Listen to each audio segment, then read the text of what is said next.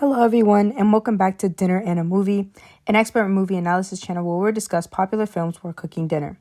The most liked comment on the last episode recommended we overview my personal film opener, Into the Deep End, and the question I will be answering is, how does your product use or challenge conventions, and how does it represent social groups or issues? Today we will be cooking hot honey chicken wings. We're going to first start by patting our chicken dry.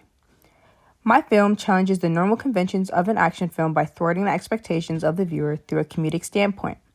The film includes all the stereotypical attributes of an action movie, one attribute being good versus evil, with an attacker and a victim.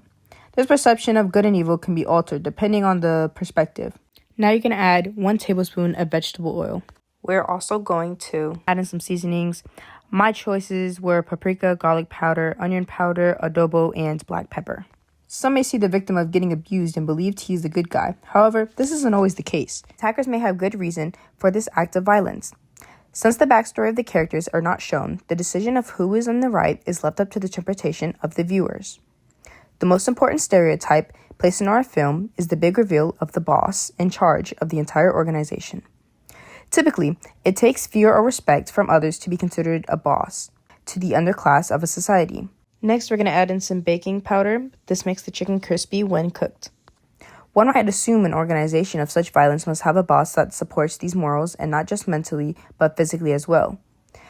I defy these expectations by including a chicken within the film as the big boss. The next step in our recipe is going to be placing the chickens onto an air fryer tray and cooking in the air fryer for 180 on 60 minutes, flipping once it hits halfway. Next, we're going to be cooking our sauce for the chicken wings once it hits the halfway point where we flip our chicken. We're going to be using butter, around a tablespoon of it, honey, and we're also going to be using hot sauce. Place all ingredients in the pan, then cook at medium heat or bring it to a boil. Suspense is built throughout the film of who the boss is and why these men are interrogating using violence to find this unknown artifact. It leaves the viewer to question the artifact and why is it of such necessity. I give representation of gangsters, which are typically hardcore and aggressive, and that stereotype is shown at the beginning of a film but is later contradicted. The scene revealing the boss changes the narrative of the typical gangsters. Next, I'm going to season our sauce with cumin and onion powder. There will often not be a true representation of any demographic within a film, not just for entertainment purposes, but because there can never be a true meaning to any one group. This was the ideology of representation theorist Stuart Hall. Men of such violence working for such a harmless animal reveals the ridiculousness of the situation. Chickens typically have the stereotype of being one of the least intelligent animals. This mocks the absurdity of disposing violence upon others in order to get what you want, as well as blindly admiring someone of dictatorship, especially a chicken. Later in the film, I show the consequences of ignorance as both the henchmen are betrayed by their profound leader and have to pay with death. Chickens can be represented as a metaphor, as its figurative meaning, a coward. This goes hand in hand with any boss organization that hide behind their henchmen and make the lesser than handle their dirty work while they bask in the glory. This is also shown through the mobster being faceless.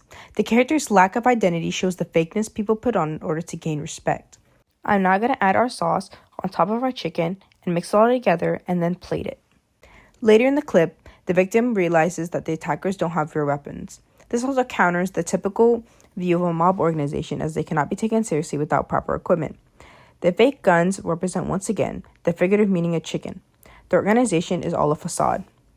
People who bestow violence typically have empty threats and don't follow through with them. We use our film to ridicule people who use violence to get what they want. That's it for this week's episode and answering the question, how does your product use or challenge conventions and how does it represent social groups or issues? I'll catch you all on the next one. Comment down below what you would like to hear us review next.